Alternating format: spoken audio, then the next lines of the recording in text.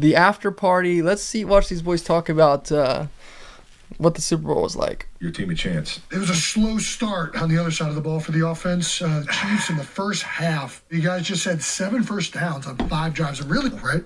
I think after the fumble and the So heated. Yeah, where it looks like you caught Big Red off guard a little bit. As he said, I got him with a cheap shot. People are all over this, and I mean I get it. I can't. Yeah, you crossed the line. I think we can both agree on that. I can't get that fired up to the point where I'm bumping coach and it's getting him off balance and stuff. When he stumbled, I was just like, oh shit, in my head. Or even, let's be honest, the yelling in his face too is over the top. I think there's better ways to way handle over this the top. Retrospectively. Yeah, I know.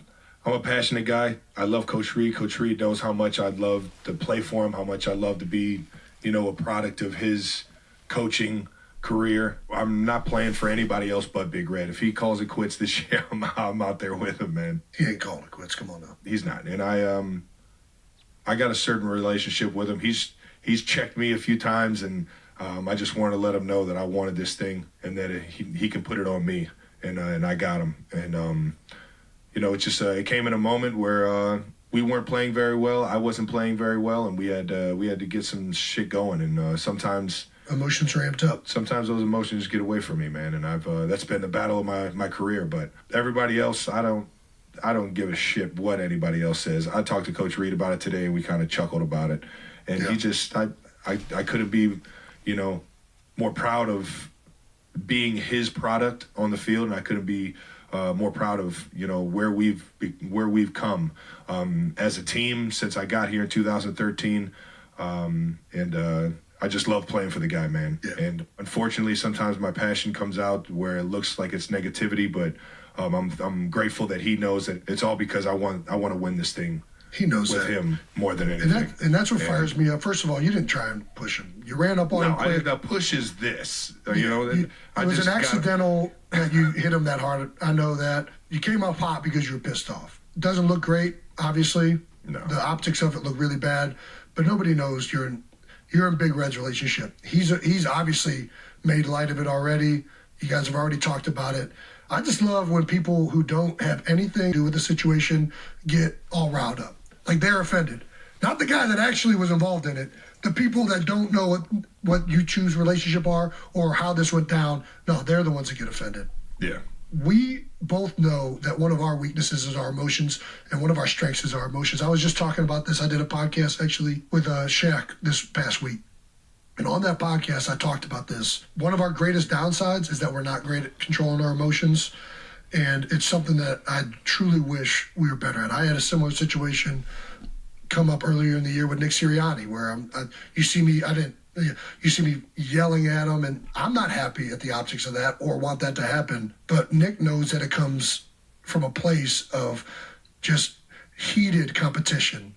And I know it's not acceptable, but at the end of the day, these emotions are also what make us so bought in the teammates that we are.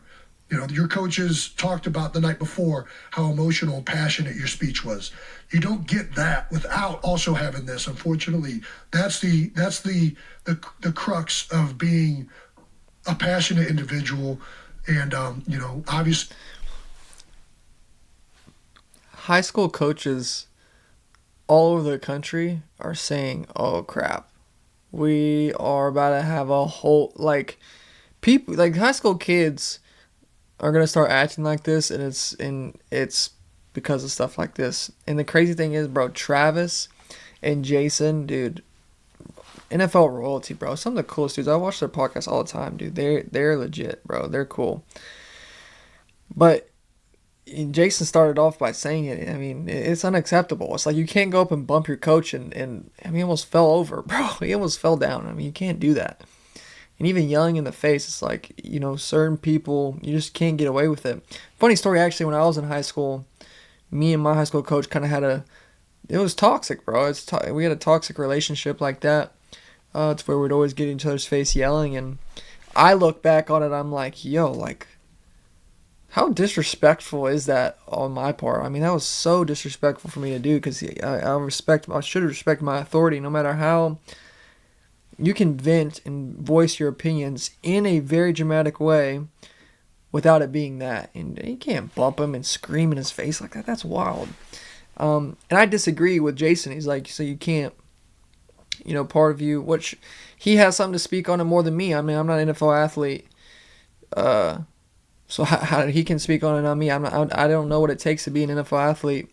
From the outside looking in, I would like to think that that's a little bit of a cop out to say that you're not going to get the passionate. Travis gave a pregame speech we'll see here in a minute that riled up the team, and you're not going to get that without also the negative side. And I just would disagree with that. I think you got to find a way to even you got to find a way to bottle it up. It's just unacceptable. But high school coaches all over the place are saying, dude, thanks, Travis. Thanks to Jason. Now we're going to have a whole bunch of hooligans out here freaking doing stupid stuff, but crazy. I wish that we were better at controlling our emotions, and hopefully, you can be better next time. But Andy knows, and Andy knows that when this happens, the next thing he needs to do is fire a play up for you, because you're going to come out there and you're going to take that aggression out on somebody. Yeah. I'm not trying to make light of this situation. And I don't either, man. It's definitely unacceptable, and I immediately wish I would have took it back. Coach Reed actually came right up to me after that and didn't even have harsh words for me. I was ready to get a ass chewing and for him to just tell me better. And he just let him know, hey, man, I love your passion. I got cameras on me all over the place, man. This is that. Yeah. You don't want He's things letting to come you know off. Not to be like that. Yes, yeah, for sure. And, man, it just fired me up even more to go out there and get victory for him, man. Because that's how much I love that dude, man. No doubt. So, Big Red, sorry if I caught you with that cheap shot, baby. Shout out Andy Reid, bro. I still believe you got to find a way to bottle up, and they're saying the same thing. You got to find a way to bottle up those emotions, man. It's a little out of pocket, but shout out Andy Reid for being real and hey, there's cameras on me. Andy knew what was going to happen. Andy knew, like if they would have lost the Super Bowl, Andy knew they were about to all get flamed. Travis Kelce especially, the NFL would probably try to blackball him, do all this stuff, bro. But it's like, shout out Andy for that being a real one, and that's the coolest coaches-player relationship to know. Like you can get in a heated argument like that and still be boys and still like, hey, we're here to win and not let it get personal like that and let it just shrug off. Super cool. So shout out Travis for admitting like, hey, that was out of pocket, but also Andy for not even making much of it because there's a lot of pride and ego involved in the sport of football. You got to have your head on a swivel, because next time he gets fired up at you, he's coming hot at you. You know that. Oh yeah, I deserve it. If you would have cold cocked me in the face right there, I would have just ate it and just been like, yeah, go. Yeah.